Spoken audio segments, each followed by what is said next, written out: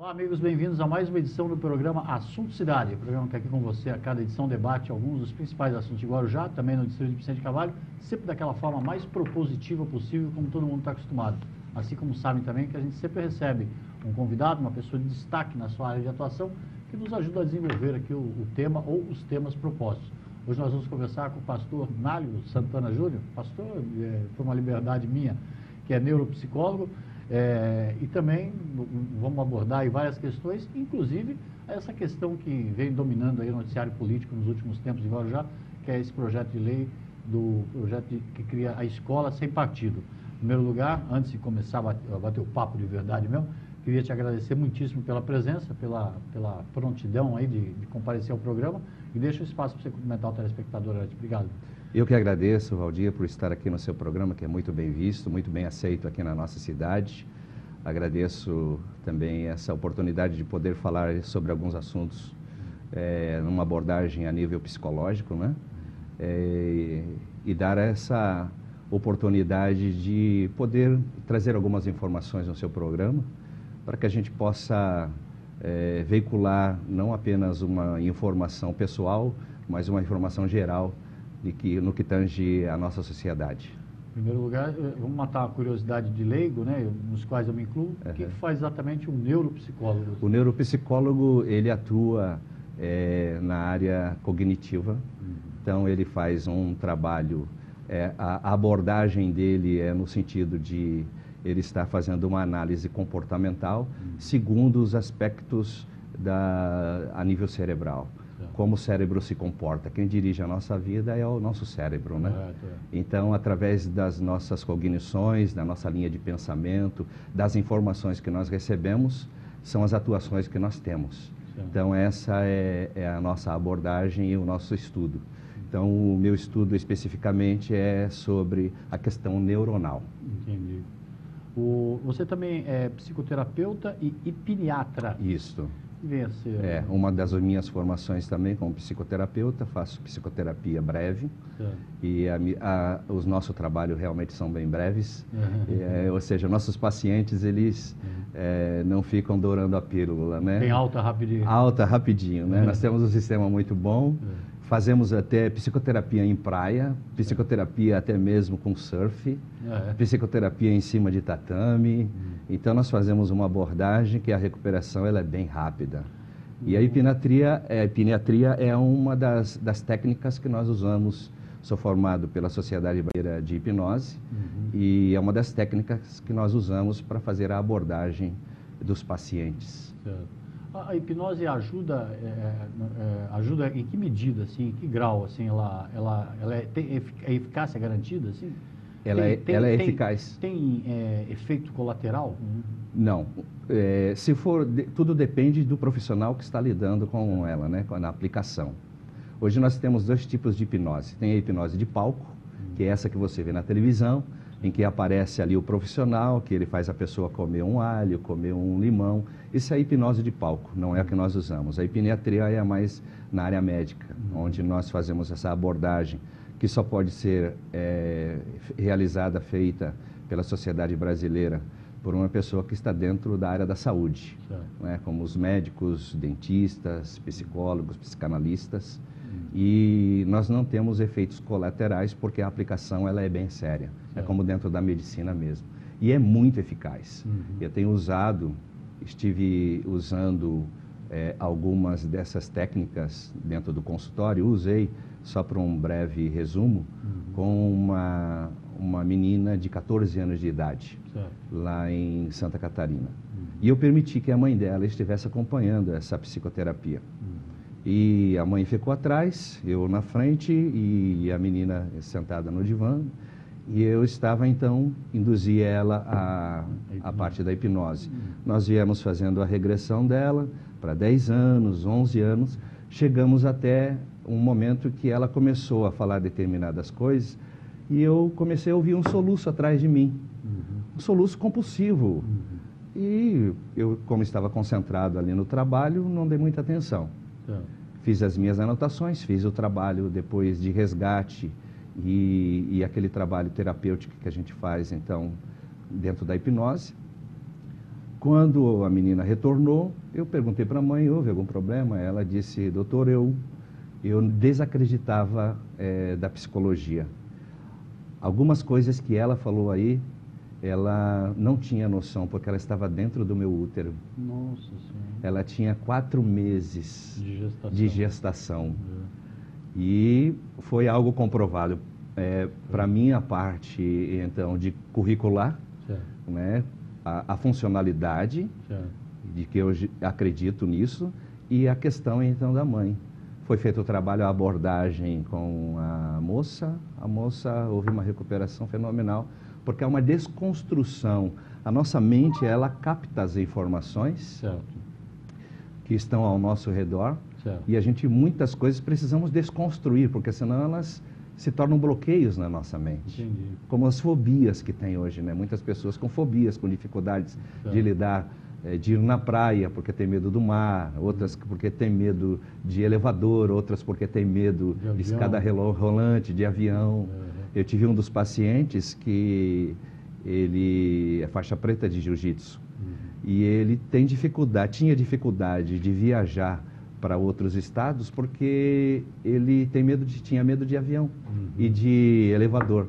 Fizemos uma abordagem, 3 sessões, ele já consegue viajar. Virou campeão. Ele já é um campeão, já é um cara muito... Graças à terapia. Graças, né? é verdade. É ser campeão da cidade. São abordagens, né? É verdade. Bom, dentro desse mundo da neuropsicologia, você acaba abordando aí diversos assuntos que a gente vai conversar aí ao longo da entrevista, como questão do suicídio, também questão do estresse no trânsito e outras questões, até inclusive também o trabalho social desenvolvido pela Igreja Jesus Te Ama, da qual você participa. Verdade. Mas vamos entrar no mundo da neuropsicologia. Você acabou se deparando com alguns dados que te convenceram, vamos dizer assim, e te ajuda na argumentação a favor, por exemplo, de algum controle, de alguma legislação que impõe algum limite na atuação dos professores, como, por exemplo, propõe alguma parte desse projeto Escola Sem Partido. Eu queria que você ficasse à vontade para delimitar isso. Correto.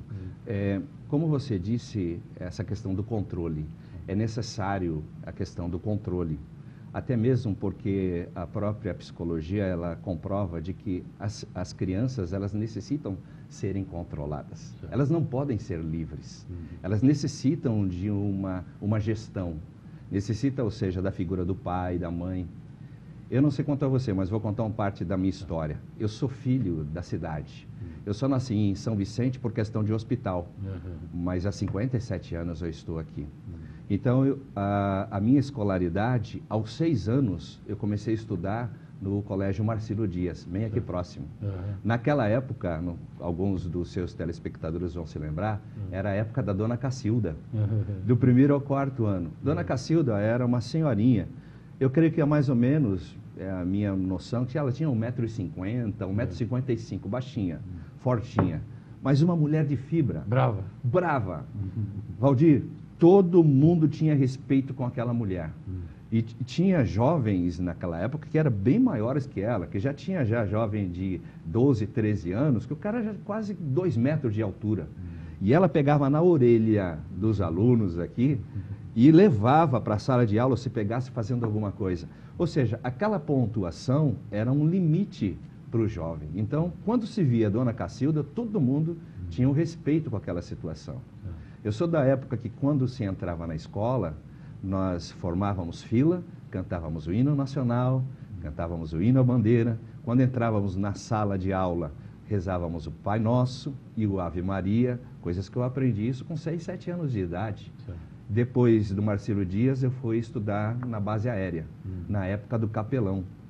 Então, escola a nível militar, mas tudo com formação. Então, esses fundamentos, essa formação, esse limite, foi se perdendo ao tempo. E hoje, o que nós estamos vendo? Nós estamos vendo aí essa desproporcionalidade onde os alunos, eles não têm mais respeito. Não tem respeito com o professor, não tem respeito com a diretora. Não sei se você acompanhou, tem no Facebook um aluno, eu creio que a pessoa é uma moça, eu não sei se ela é uma bibliotecária ou uma professora. e ele afronta ela. E alguém está filmando atrás, ou seja, ele tem um conivente, tem um comparsa com ele filmando a atitude dele. Para colocar no Facebook. Para colocar no Facebook, então mostrar que ele realmente é o bambambam da história, ele que comanda a escola. Então ele jogava os livros para baixo e mandava ela pegar, e afrontava ela dizendo, vem, me bate. Né? Então a atuação do professor não é bater, mas acabou esse respeito. Onde foi a perda, a quebra que nós tivemos, que perdeu respeito? Sou da época que estávamos na sala de aula e entrava uma pessoa de fora, um externo, todo mundo se levantava. Questão de autoridade estar entrando na sala de aula.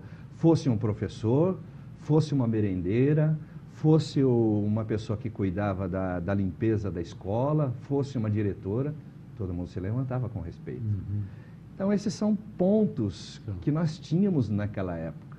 Hoje, nós percebemos que a nossa educação, ela se desviou do seu caminho. E é isso onde eu abordo. Qual foi a motivação? Onde nós nos perdemos? Então, fazendo os estudos e fazendo analogia, porque hoje eu estou lidando com crianças problemáticas. Como eu disse para você, eu estou nos dois extremos. Eu estou na parte da prevenção, que nós temos projetos com crianças, 60 jovens que nós cuidamos. Então, eu estou na prevenção e estou na consequência, que são os adultos. Entendi. Então, eu estou lidando antes prevenindo, para que nós não tenhamos adultos desajustados. No meio disso tudo está a escola. No meio disso tudo está a escola. Está a escola. Está a escola. Porque a escola é um fundamento. A escola é um local onde o próprio nome diz, ele vai para apreender. E hoje os jovens, por que nós temos essa evasão escolar? Os jovens não gostam mais de estar indo para a escola, a não ser porque ele precisa de um diploma, ele precisa de uma certificação, né? Forçada às vezes pelos pais ou pelo sistema, mas não tem mais aquela alegria. Eu tinha alegria de ir para a escola. Primeira cartilha, Caminho Suave, eu creio que foi a sua também, né? Hoje você é um jornalista, por que aprender no Caminho Suave? As propostas hoje escolares que são apresentadas, elas perderam um pouco essa base, esse fundamento. Então hoje nós temos uma educação corroída, comprometida a nível de que nós observamos o resultado de tudo isso. Agora, Onário, todo esse processo de implantação do projeto Escola Sem Partido em vários municípios brasileiros, eles privilegiam a abordagem no município. E toda a discussão jurídica é justamente que o município não tem autonomia para definir ali as bases curriculares, as bases pedagógicas do ensino, o que seria a função, na verdade, da União. E aí, por conta disso, o projeto acaba sendo considerado inconstitucional pelos tribunais, aí, como foi recentemente do Guarujá, porque o município não teria. Como é que dá para conciliar aí tanto essa preocupação que você tem, logicamente é uma preocupação válida, ninguém aqui quer ver o ensino deteriorado, mas como conciliar isso com essa questão jurídica? É isso que eu te pergunto. Nós partimos do pressuposto da informação. O que nós percebemos é que há muita desinformação ou conhecimento. Quando há falta de conhecimento, Valdir, você como um jornalista sabe disso.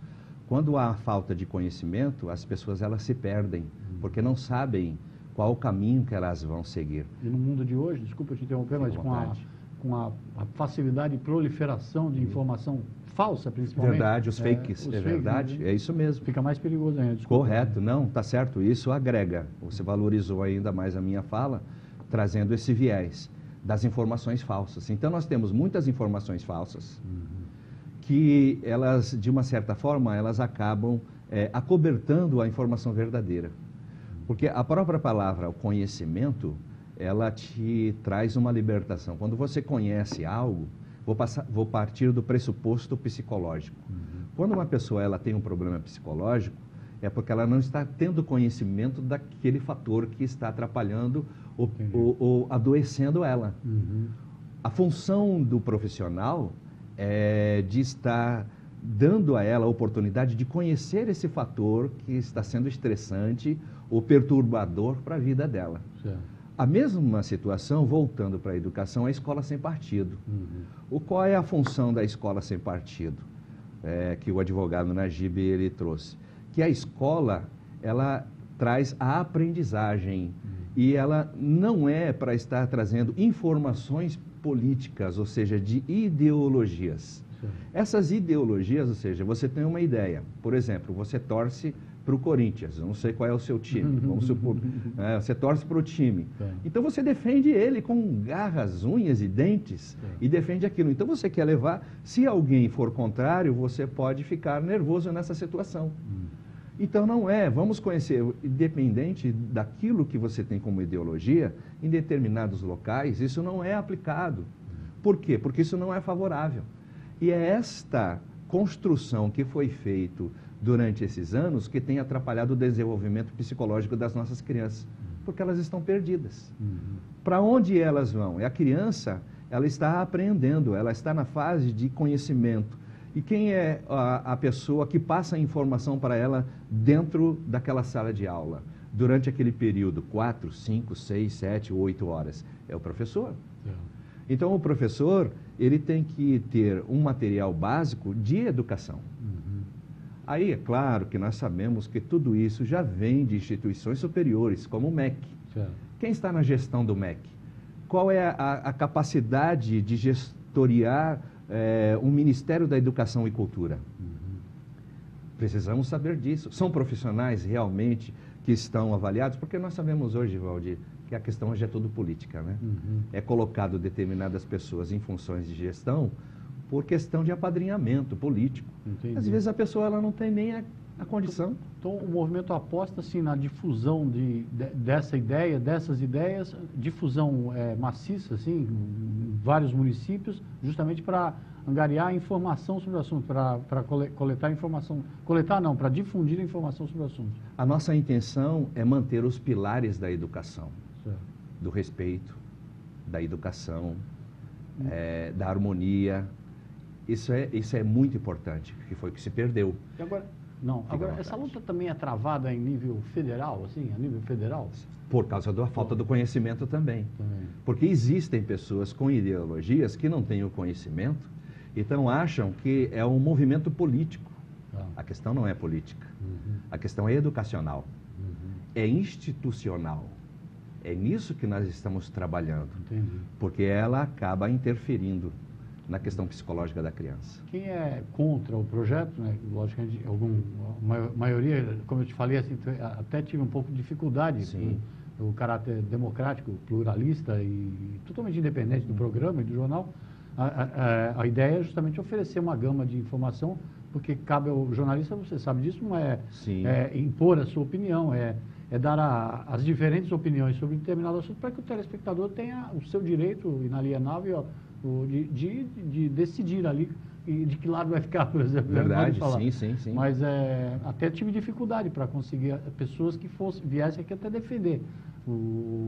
Mas quem é contra associa assim, esse movimento e essa lei a uma espécie de amordaçamento do professor, de deixar o professor assim, como é que se diz? Limitado a determinadas coisas e impondo regras que talvez o professor não pudesse cumprir. Queria que você avaliasse isso até como neuropsicólogo. Claro. Só ia te pedir rapidinho para fazer um intervalo comercial. Vamos nessa. Ok. O programa Cidade já vai para o intervalo, mas antes eu vou pedir para o Brian colocar rapidinho na tela a edição dessa semana do Assunto Cidade, que é o Jornal de Guarujá. O que faz aí toda semana uma leitura política do momento da cidade e que tem aí já mais de uma década de existência na cidade, acompanhando todo o noticiário, o único jornal que tem aí uma coluna específica para o surf e tem também todo o noticiário cultural. E nessa edição, mais uma frase bombástica da vereadora Andressa Salles no plenário da Câmara, dizendo que o prefeito tem alguns secretários que são uns verdadeiros patetas. Você acompanha tudo isso toda sexta-feira nas redes sociais ou no site jornaldeguarujá.com.br. Procura aí o nosso contato, sempre aparece aí nosso telefone na tela. Se quiser solicitar ou receber o jornal pelo WhatsApp, toda sexta-feira será um prazer. O programa Assunto Cidade volta já com o Nário Santana.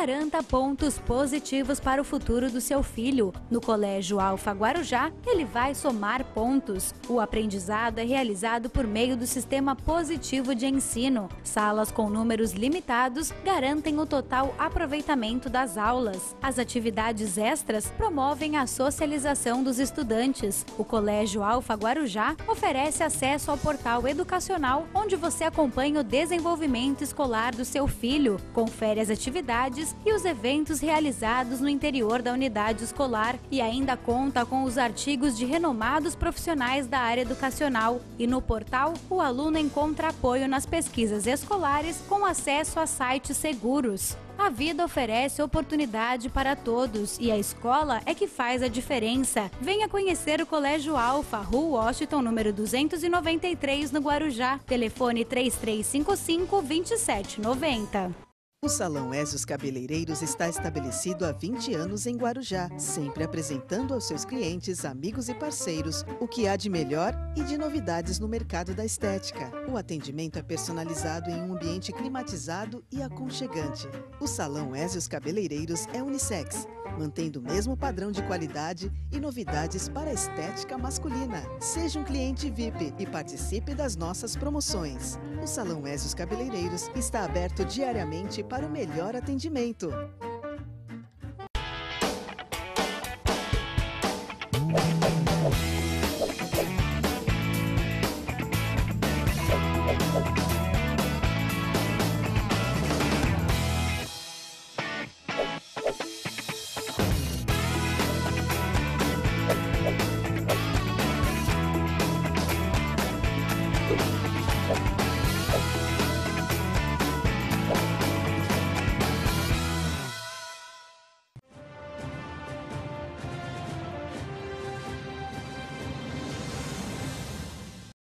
Voltamos para mais um bloco do programa Assunto Cidade, hoje entrevistando o Nálio Santana Júnior, ele que é neuropsicólogo e pediatra e também psicoterapeuta. Está aqui falando com a gente sobre o que ele considera, conforme falou no primeiro bloco, efeitos aí de alguns deslizes de comportamento e o assunto acabamos desembocando aqui no assunto escola sem partido, por conta do posicionamento que o Nálio tem de ser a favor de algum controle aí nas escolas.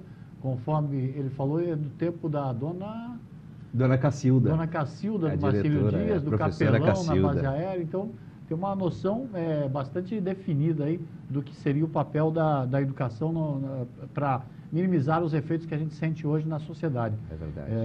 Essa é a nossa abordagem. Eu deixei no ar aquela pergunta que quem é contra, né? Sim. O projeto geralmente utiliza o argumento ou que é inconstitucional, porque por ser atribuição do governo federal, definir as metas educacionais, as diretrizes educacionais, ou porque coloca uma mordaça no professor. O que você pensa disso? Então, desconhece o assunto quem defende a ideia de que a intenção da escola sem partido é amordaçar o professor. Não, muito pelo contrário. O professor ele tem que passar o conhecimento dentro da sala de aula. Que conhecimento? Conhecimento específico na qual ele se formou. É essa a intenção. A dificuldade que nós estamos tendo hoje é que ultrapassa, ou seja, ele vai, determinados professores, não são todos, mas ele vai para a parte ideológica daquilo que ele acredita. Como eu disse para você, você defender o seu time é algo pessoal, mas você chegar dentro da sala de aula e querer que todo mundo use a camisa rubro-negra porque ele é rubro-negro, está contra a especificidade da educação. Então, dentro da sala de aula, qual é a informação? É a aprendizagem. O professor de história vai dar história, o professor de física vai dar a matéria de física, mas ele pode fazer uma abordagem paralela? Claro que pode. Ele não é um robô. Ele tem condições da interação. Mas o problema, Valdir, é que é isso que nós estamos vendo hoje, em que determinados profissionais, pedagogos, eles querem colocar a sua ideologia forçando. Então, isso é que tem ocasionado um desconforto, onde as crianças hoje, elas têm que aceitar, porque de uma certa forma, ela está dentro daquela sala de aula, ela não pode sair, ela tem que ouvir aquilo. Ela não pode fechar o ouvido. Nós vimos agora, nessa semana, que está a nível nacional, correndo aí a mídia, não sei se você assistiu, Um professor que pergunta para o aluno, lá em Fortaleza, ele pergunta para o aluno a respeito de quem ele iria votar. E o aluno disse para ele em quem ele iria votar. E o professor, irritado, ele diz, isso quem deve ter te ensinado foi um imbecil de um policial ou um pastorzinho vagabundo da tua igreja. E isso gerou... Os alunos hoje estão com... O celular na mão. O celular é uma câmera. Ele registra tudo e faz tudo live. Né? Então, hoje, os alunos eles são jornalistas também. Né? Então, hoje, o que você fala, a maneira como você atua, cuidado, porque você pode estar sendo filmado ou observado. E esse professor foi para a mídia. Foi para a mídia, caiu, está correndo aí. Então, aí ele foi abordado. Por que motivo ele falou isso? Porque ele, de uma certa forma, ele está indo contra as instituições. Né? Dentro de uma sala de aula que eram alunos ali, que eu creio que de 12, 13 anos de idade. E ele colocou a ideologia dele. Então, veja, ele não está tendo aí um comportamento antiético. De uma certa forma. Mário, rapidamente, assim, a gente aproveitar o tempo. O movimento ele sofre algumas derrotas, assim, por exemplo, como em Guarujá, que o Tribunal de Justiça impôs uma liminar suspendendo os efeitos da lei. O movimento tem um braço jurídico, assim, para e vai tentando caçar essas liminares, assim, de alguma forma, uma área jurídica desse movimento? Dentro dessa parte jurídica, eu não tenho um profundo conhecimento. Eu creio que a ideia da escola sem partido, Valdir, é partir do pressuposto de trazer a informação da atitude de cada um dentro de sala de aula. A atitude do aluno, como deve se comportar, e a atitude do professor. Aí eu te pergunto outra coisa. Como neuropsicólogo, inclusive, quais seriam os efeitos, assim, e quanto tempo seriam os efeitos, praticamente com praticidade, os efeitos positivos, vamos dizer assim, que um projeto dessa natureza implantado teria no futuro, nessa ponta, né, nessas crianças, por exemplo, que você atua, em quanto tempo teríamos visualizado algum efeito positivo? Assim? E que efeito positivo seria? Nós já estamos vendo hoje, Valdir, o que eu acho muito interessante e excelente, então, o seu programa para trazer a informação. Há uns 10, 15 anos, a psicologia moderna, ela, de uma certa forma, trouxe, vamos dizer assim, um relaxamento na questão tutorial, na questão educação, de colocar as coisas nos lugares corretos, pilastra. Então, se tirou algumas coisas dentro da área da educação. Por exemplo, educação moral e cívica. Eu creio que você deve ter tido. Eu tive. Né? Educação moral. Onde está educação moral e cívica? Não tem mais. Nós tínhamos, na época, era a matéria de artes. Hoje tem, mas nós tínhamos, na época, música. Eu tive aula de música. Na época, tínhamos francês. Le cheval de la table ronde, Gutova, ça va bien. Eu aprendi isso com 8 anos de idade. Tenho 57. Então, quase 49 anos, eu não me esqueci disso. Eu tinha um professor chamado professor François. O que significa, você lembra? Os cavaleiros da tábua redonda. Eles se reúnem. Então, você veja, há quantos anos eu aprendi isso? Por que foi subtraído? Por que foi tirado? Eram pilastras. Essa é a preocupação da escola sem partido. Tirar as pilastras ou os fundamentos. Como você disse, me perguntou, eu trabalho na prevenção. Então, nós temos um trabalho com jovens, com crianças, nos nossos projetos. Temos um projeto de jiu-jitsu, que tem aproximadamente, já passou lá mais ou menos umas 300, 400 crianças. Então, o nosso projeto, ele é fundamentado no respeito. Ele é fundamentado na disciplina, na educação. Os nossos professores faixa preta, eles são não apenas graduados na arte marcial, mas eles são professores de escolas estaduais. Entendi. Então, eles fazem acompanhamento. Só é graduado quem apresenta caderno e quem tem uma boa nota ou não tem nenhum aviso do professor. Então, os efeitos seriam benéficos, mas em quanto tempo, assim, você acha que quanto tempo a sociedade precisaria, assim, para para sentir os efeitos. Essa é a proposta, então, da Escola Sem Partido, porque nós estamos tendo efeitos nocivos hoje na nossa sociedade com as nossas crianças. As nossas crianças hoje, elas não conseguem conjugar verbo. É para a próxima geração. Para a próxima geração. Vamos dizer assim. Sim, porque nós vamos ter que, de uma certa forma, trabalhar em toda essa questão de nível pedagógico do nosso país, que está fragmentado, ele está apodrecido, Valdir. Nálio, eu ficava aqui, vou até já te deixar convidado aqui para a gente voltar a conversar aqui daqui umas 2 semanas, no máximo, aí, até porque tem vários assuntos aí que você trabalha na área de neuropsicologia, como questão de estresse no trânsito, até questão de suicídio, entre profissionais, são assuntos interessantes que a gente vai conversar de novo. Infelizmente, esse programa já está esgotado, já estão me cobrando quando tempo. Quando é bom, é assim, né? Só vou deixar um espaço para você cumprimentar o telespectador. Ok, quero agradecer mais uma vez pelo seu convite, estou à sua disposição e à disposição também dos telespectadores, qualquer informação que precisar, pode estar nos contactando, nós estamos à disposição para tirar qualquer dúvida, trazer a informação e o conhecimento. E eu quero que Deus esteja abençoando cada um. Amo essa cidade de paixão mesmo. Nasci aqui, então sou filho da cidade. Um beijo para todos vocês. Obrigado, Valdir. Obrigado, Nálio. E para você ver que é um programa, um jornalismo independente, pluralista e democrático, abrindo espaço para todas as correntes de pensamento. Obrigado pela audiência. A gente volta amanhã com um novo Assunto Cidade. Até logo a todos.